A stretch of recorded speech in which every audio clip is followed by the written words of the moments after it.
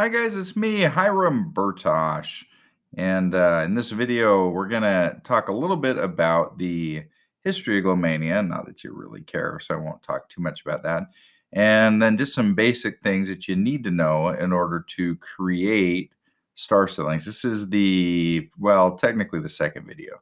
It's really the first video, but there's an introduction video of our course on creating star ceilings. And if you didn't watch the first video, not that it really matters because it's just an introduction, but you can go back and watch it if you would like to. So, GloMania, we started in the late 90s. A fellow by the name of Alber Goldberg and his dear sweet wife, Teresa, very near and dear to my heart, both of them, created some formulas for high intensity, high energy, glow in the dark paints. And they had a lot of ideas for how to use those products and different glow in the dark techniques. But one of the things that they did a lot of were star ceilings, and they were using these techniques primarily themselves as muralists and became quite renowned. Teresa and Albert were flown all over the world and did projects that were well known, and they were sought after to do high-end theaters and nightclubs and movie sets and things for like Disney and all kinds of things. In the early 2000s, our paths crossed. My path, me and the Goldbergs crossed paths. When I say cross paths, really what happened is they reached out to me. So I was running a business called the Kids Know It Network, which was the largest at the time online educational portal on the internet. Not that it was that hard to be the largest educational portal back in the early 2000s because there was hardly anything on the internet, but that's what we were, Kids Know It Network. And we had, wow, my eyes are like dark. Pause. I will be right back.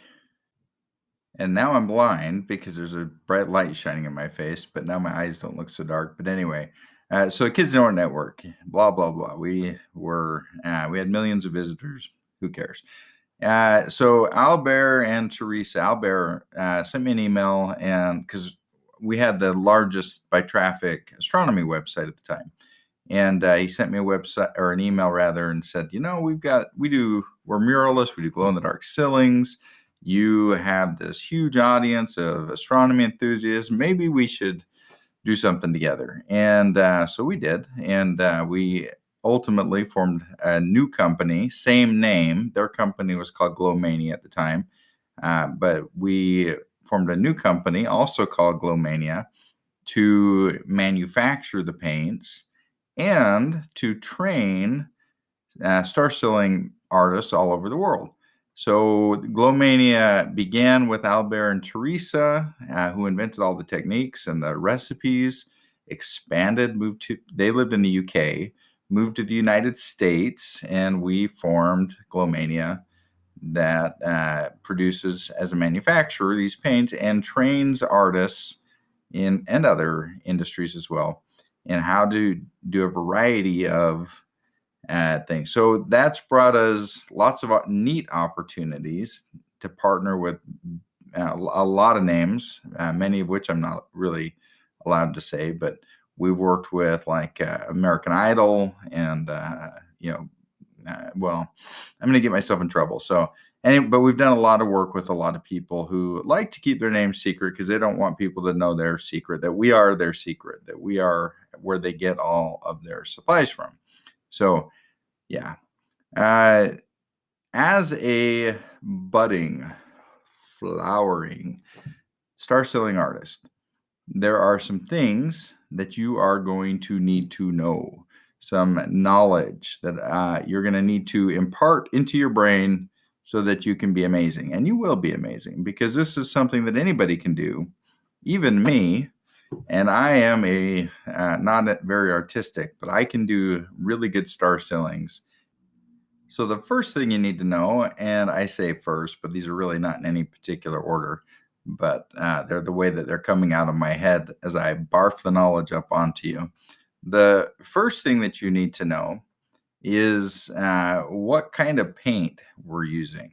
You can buy glow in the dark paint right at a craft store. You can go to any local craft store and you're going to get glow in the dark paint. But that's always, I would say almost always, but it's always low quality paint. Well, not low quality paint, but low quality in terms of its ability to glow. So what you will notice is that the paint you buy at a craft store will glow green, and they will glow for like 30 minutes, 45 minutes maybe. Now, because they are low quality, they charge well off of room lights, like regular ambient room lights, but they can only typically glow green and for a very short period of time.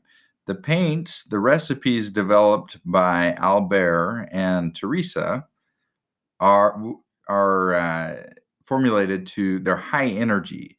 They have microscopic glow crystals. It's not the paint that's actually glowing. There's little glow crystals in the paint, and they glow for hours. And I can't really say exactly how long that is because it kind of depends. It depends on a lot of different things, but hours at the least. I have seen many, many star ceilings that will glow all night long. 10, 11, 12 hours, 15 hours, sometimes 20 hours, even depending on the processes you use. So these can glow for a very, very long time, and they are fully rechargeable. So they're going to glow for years every time you charge them up. Just like the cheap stuff at the craft store, you can charge these paints with ambient room light. However, they're not going to charge very well with ambient room light.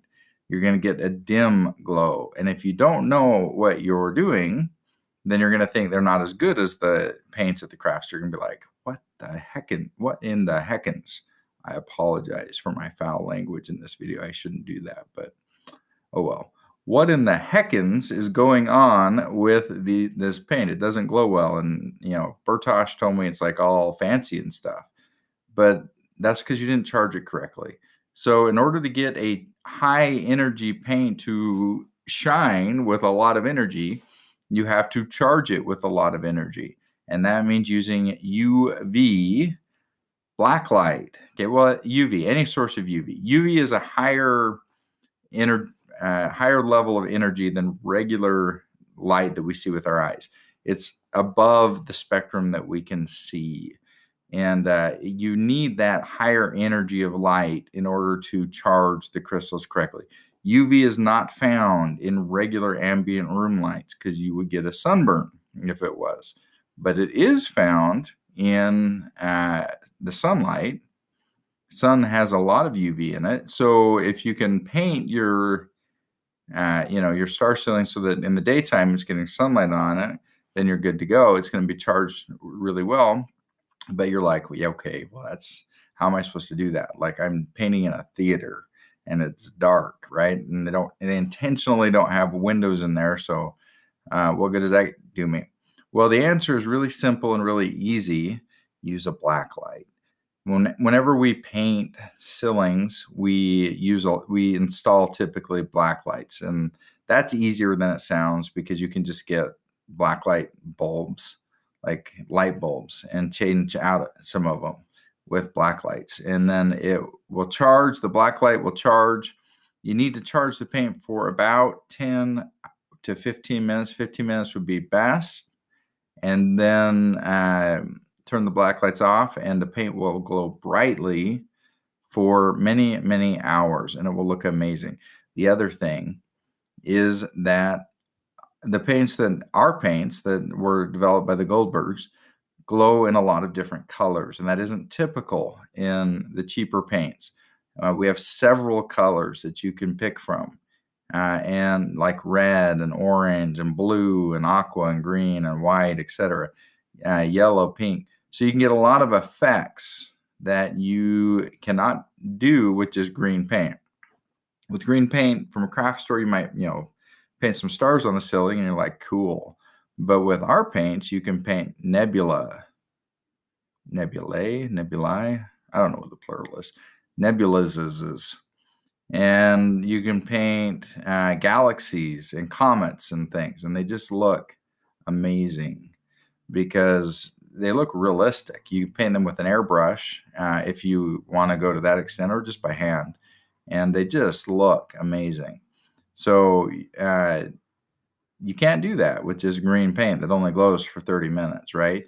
If you want a scene where the lights go out and you're like blown away and you feel like you're lost in outer space in some three-dimensional spacescape, then you need the high-end paints that we manufacture. So that's the paint and the lighting, which was another thing I was going to mention. I will say about the lights, you want to find lights that are as close to 365 nanometers as you can. However, that's a pure UV bulb. They're hard to find. We do sell them, but they're hard to find. We had to have them manufactured specially because almost nobody has them. You can also use regular black lights, which are closer to like 385, 390 nanometers. If you get too much beyond that, then you start to not have enough energy to really charge the stars, the paint correctly. So keep that in mind. Make sure you have proper lighting. Make sure you install good lighting wherever you do projects, and explain to the peoples that you are painting for that they need to charge their star ceilings with blacklight so that they understand that, so they're not disappointed. And is there any other important things that I desire to bestow upon you? I don't know.